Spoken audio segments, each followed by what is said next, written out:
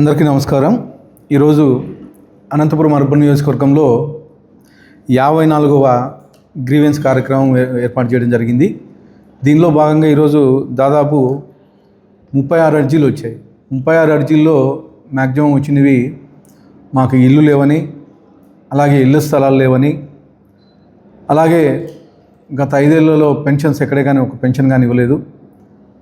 ఆ పెన్షన్స్ కానీ ఇప్పుడు మాకు 60 ఏళ్ళు దాటాయి, మాకు పెన్షన్స్ ఇప్పించమని, లేకపోతే గత 5 ఏళ్లలో ఎక్కడే కానీ వితంతు పెన్షన్ ఇవ్వలేదు, ఆ వితంతు పెన్షన్లు కానీ మాకు ఇమ్మని చెప్పేసి కోవడం జరుగుతూ ఉంది. దానిలో భాగంగా ఇప్పటివరకు 1227 అప్లికేషన్లు వస్తే, ఈ 54 గ్రీవెన్స్లో 1227 అప్లికేషన్లు వస్తే దాదాపు 1179 అప్లికేషన్లు క్లియర్ చేశాం. అంటే గ్రీవెన్స్కి సంబంధించిన ఏవైతే ఉన్నాయో, హౌసింగ్ అయినా కానీ పెన్షన్స్ అయినా కానీ ఇవన్నీ క్లియర్ చేసుకుంటూ ఆన్లైన్ చేసుకుంటూ వచ్చాము. ముఖ్యంగా ఇప్పటివరకు 48 వరకు పెండింగ్ ఉన్నాయి. రోజుకి గ్రీవెన్స్ సంఖ్య తగ్గుతూ వస్తుంది. అంటే పరిష్కారం వైపు మేము వెళ్తున్నాం కాబట్టి గ్రీవెన్స్ సంఖ్య తగ్గుతూ వస్తూ ఉంది. ముఖ్యంగా అనంతపురం అర్బన్ నియోజకవర్గంలో చాలా వరకు టిడ్కో హౌసెస్ ఉన్నాయి.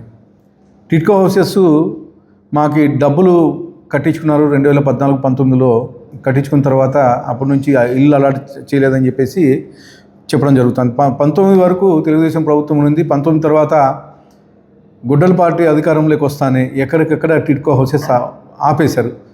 ఆపేయడమే కాకుండా కేవలం పెయింట్లు వేసి వైఎస్ఆర్సీపీ రంగులు కొట్టించుకొని టిడ్కో హౌసెస్ ఎవరికి ఒక హౌస్ కానీ ఇవ్వలేదు ఇంతవరకు. మళ్ళీ 2024 మేము అధికారంలోకి వచ్చిన తర్వాత అక్కడ ఏవైతే పనులు పెండింగ్లో ఉన్నాయో ఆ పనులన్నీ కంప్లీట్ చేస్తూ వస్తున్నాం.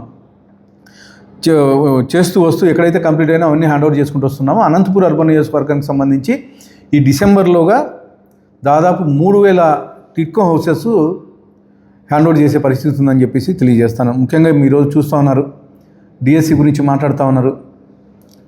డిఎస్సి మా యువ నాయకుడు నారా లోకేష్ గారు కేవలం 150 రోజుల్లోనే 16,347 టీచర్ ఉద్యోగాలు భర్తీ చేసి టీచర్లకి అవకాశం కల్పించారు. ముఖ్యంగా తొలి 5 సంతకాల్లో డిఎస్సి సంతకంగానే ఒకటి.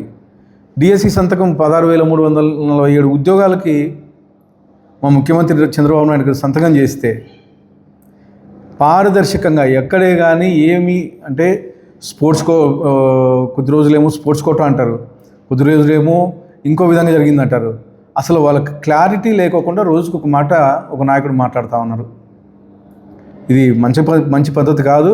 ఎందుకంటే టీచర్లు ఎవరైతే జాయిన్ అయినారో వాళ్ళని అవమానించే విధంగా మీరు ఈ చర్యలు చేస్తున్నారని చెప్పేసి తెలియజేస్తున్నాను. ముఖ్యంగా ఈరోజు చూస్తున్నారు, అనంతపురం జిల్లాలో అనేకమైనటువంటి ఇండస్ట్రీస్ తీసుకొస్తున్నారు. ముఖ్యంగా ఉమ్మడి జిల్లాలో డిఫెన్స్ ఇండస్ట్రీస్ వచ్చాయి.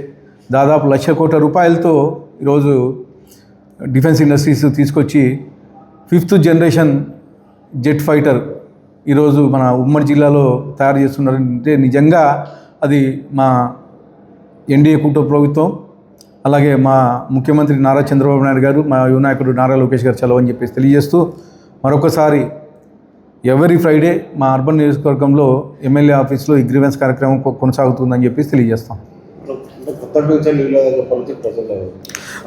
మీరు ఆర్థిక పరిస్థితి తెలుసు మీకు.